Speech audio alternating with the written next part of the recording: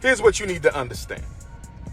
I do not respond to anybody with questions about FDMG if you are not a donor. Over the past few months, there has been a lot of discussion about Dr. Umar Johnson's school. Allegedly, he faced some challenges with it, and the city of Wilmington was reportedly planning to auction the school. After that, there wasn't much follow-up, and it seemed like the situation had died down. Recently, Dr. Umar Johnson brought the topic back, sharing his thoughts and addressing his critics directly. We still in the war zone, brothers and sisters. Let the haters hate. We gonna liberate. See, let me tell you what we're gonna do at the Frederick Douglass and Marcus Garvey Academy. I saw celebrating. I saw laughing at us when they thought the school was going to be sold. I saw you. They was on YouTube celebrating our demise. They was on YouTube having a block party. Dr. Umar about to lose his schools. What kind of a will laugh at something like that? When we have so few schools, independent schools to educate our children, y'all was laughing, celebrating, clapping, praying on my demise. Well, guess what, you dusty, struggle streaming ass bums? Guess what? You're going to have to do a whole lot more than that if you want to take down King Kong consciousness. You better come a whole lot harder than that if you want to take down me. Iron Man Ifatunde. Iron Man Ifatunde. They was laughing, brothers and sisters. They was carrying on. Oh, he gonna lose the school. Y'all gonna lose all your donations. Yada, yada, yada, yada, yada. Bum ass. I saw one chick with a blind weave in her damn head talking down on my school. And you got lice and maggots in your damn head with that blind weave. Skin deep, dark, beautiful chocolate with a blonde weave. Look like some kind of lightning bug or some shit. Dr. Umar Johnson is speaking directly to YouTubers, particularly what he refers to as struggle streamers, explaining the situation with the school. He also has a message for anyone else who has questions about what is happening with the school. Here's what you need to understand. I do not respond to anybody with questions about FDMG if you are not a donor or if you have not done more for the race than I have. I'm going to say it again. If you are not a donor or if you have not done more for the African race than I have, I don't answer your questions. You Tubians can't ask me shit because you don't do anything but sit on the internet and talk shit. Struggle streamers can't ask me shit. You don't do nothing but sit on the internet and make money off my name. I'm feeding your damn family. I'm feeding your... How many struggle streamers I'm feeding? How many struggle streamers I'm giving them money for Christmas? So I don't answer no questions from anybody who don't donate, ain't done more than me. If you ain't building no institutions, you can't ask me shit. If you ain't building no institutions, you can't ask me shit. To start, Dr. Johnson addresses those upset about the school, questioning why they would wish for his failure, especially considering the limited number of black schools available. He acknowledges that criticism is inevitable.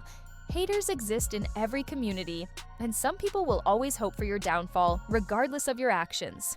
However, he emphasizes that not everyone feels this way. One major point of criticism toward Dr. Umar Johnson is the perception that he did not fulfill his promises.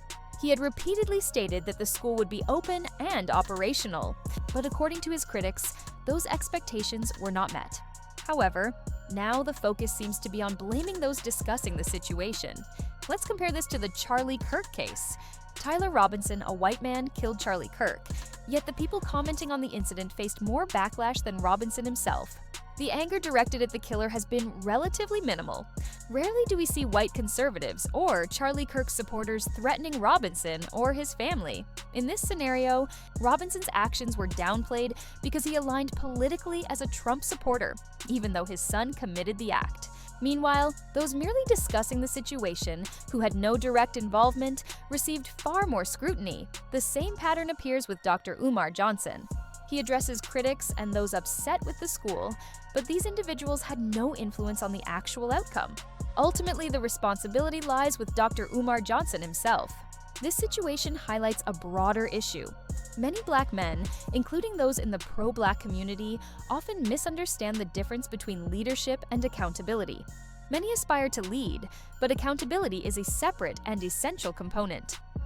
Dr. Johnson also seems to clarify who can question him about finances. He suggests that those who did not donate have no right to ask questions. While this may seem reasonable on the surface, it raises another concern. What about those who did contribute?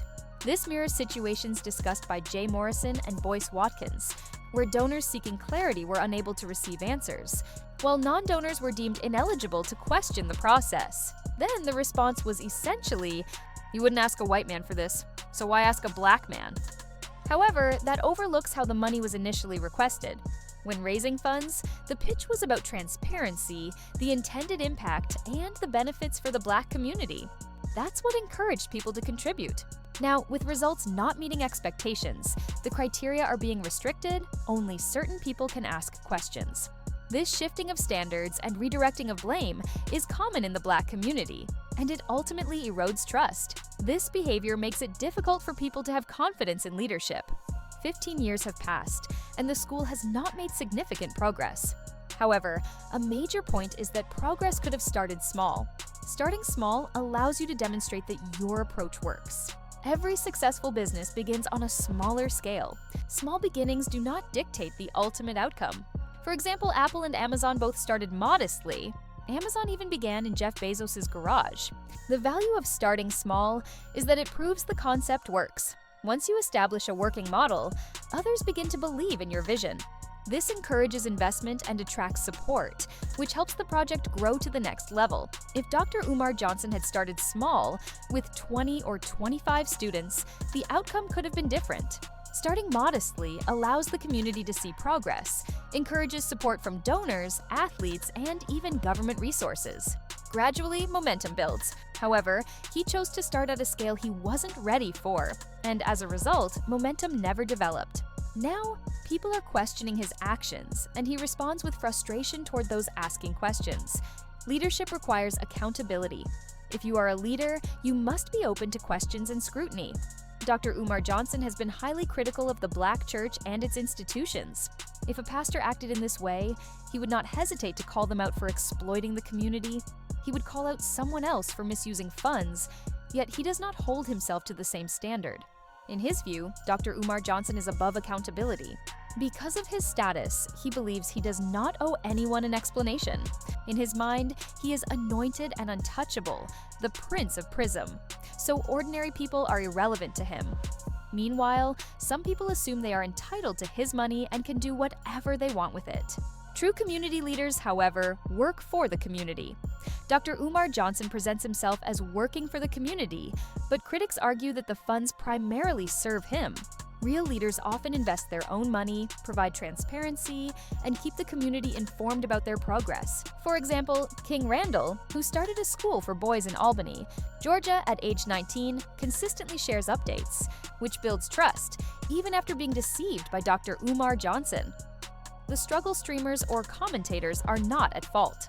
They did nothing wrong. If you request funds from the community, it is your responsibility to deliver on your promises or face the consequences. So, what do you think? Share your thoughts in the comments. Thanks for watching. Don't forget to subscribe and hit the bell. We're out.